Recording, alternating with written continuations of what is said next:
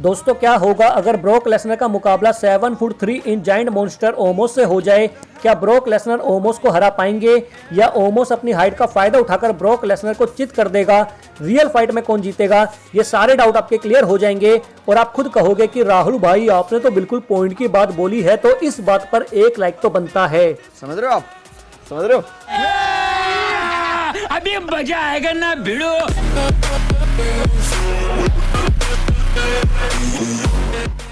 दोस्तों अगर हम बात करें ओमोस की, तो ओमोस आज के टाइम का WWE का सबसे लंबा जायंट सुपरस्टार है, जिसकी हाइट 7 फुट 3 इंच और वेट 400 पाउंड है। वहीं ब्रॉक लेसनर की हाइट 6 फुट 3 इंच और वेट 290 पाउंड है। दोस्तों ओमोस की हाइट और वेट ब्रॉक लेसनर के मुकाबले काफी ज्यादा है, लेकिन जहां बात आती है बॉडी की मस्कुलरिटी की, तो ब्रॉक लेसनर ओमोस से लगभग 17 साल बड़े हैं और इस हिसाब से देखा जाए तो ब्रॉक लेसनर की बॉडी काफी मस्कुलर है। और अपने प्राइम टाइम में जब ब्रॉक लेसनर ओमोस की एज के थे तो उस टाइम तो ब्रॉक लेसनर की बॉडी कहीं गुना ज्यादा तगड़ी और मस्कुलर थी, लेकिन दोस्तों ओमोस की हाइट और वेट काफी ज्यादा है और उस हिसाब से देखा जाए तो ओमोस की बॉडी भी काफी तगड़ी है। दोस्तों चैंपियनशिप की हम बात नहीं करेंगे क्योंकि ओमोस एक न्यू सुपरस्टार है, तो ओमोस ने ज्यादा चैंपियनशिप नहीं जीती है। तो अब हम आते हैं अपने मेन मुद्दे पर। दोस्तों ओमोस एक प्रोफेशनल रेसलर होने के साथ साथ एक फॉर्मर कॉलेज बास्केटबॉल प्लेयर भी है, और जो बास्केटबॉल प्लेयर होते हैं वो काफी लंबे और फुर्तीले होते हैं। लेकिन दोस्तों ब्रॉक लेसनर भी एक प्रोफेशनल रेसलर होने के साथ साथ farmer football player, amateur wrestler और फॉर्मर UFC हैवीवेट चैंपियन भी है। और जो UFC फाइटर होते हैं वो चीते की तरह चालाक और फुर्तीले होते हैं, जो 1 सेकंड में पलक झपकाते ही सामने वाले के भसूड़ी भर देते हैं। समझ रहे हो आप? समझ रहे हो? दोस्तों मुझे पता है आपके दिमाग में एक सवाल होगा कि ओमोस तो 7 फुट 3 इंच हाइट और 400 पाउंड का है, तो ब्रॉक लेसनर ओमोस को F5 कैसे देगा? तो दोस्तों मैं आपको बता देता हूं कि ब्रॉक लेसनर ने 400 पाउंड वाले भारी भरकम सुपरस्टार मार्क हेनरी और रिक्की को F5 दिया है। यही नहीं दोस्तों, ब्रॉक लेसनर ने 7 फुट और 500 पाउंड वाले जायंट सुपरस्टार बिग शो को भी बेली टू बेली सुप्लेक्स और F5 दिया है। तो जाहिर सी बात है ब्रॉक लेसनर ओमोस को भी बेली टू बेली सुप्लेक्सेस, जर्मन सुप्लेक्सेस और F5 दे सकता है। दोस्तों मुझे पता है आपके दिमाग में एक सवाल और होगा कि पहले ब्रॉक लेसनर जवान था और अब बूढ़ा हो चुका है।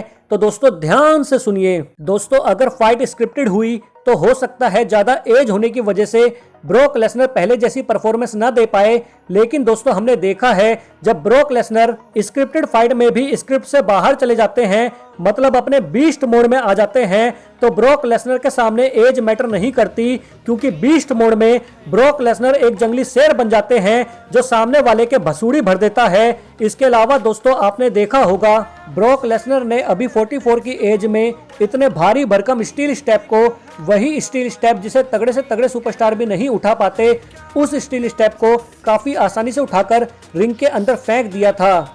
You're right, bro. यही नहीं दोस्तों, ब्रॉक लेसनर ने 10 साल पहले की तरह रेफरी को अपने एक हाथ से उठा दिया था, जिससे आप ब्रॉक लेसनर की ताकत का अंदाजा लगा सकते हैं।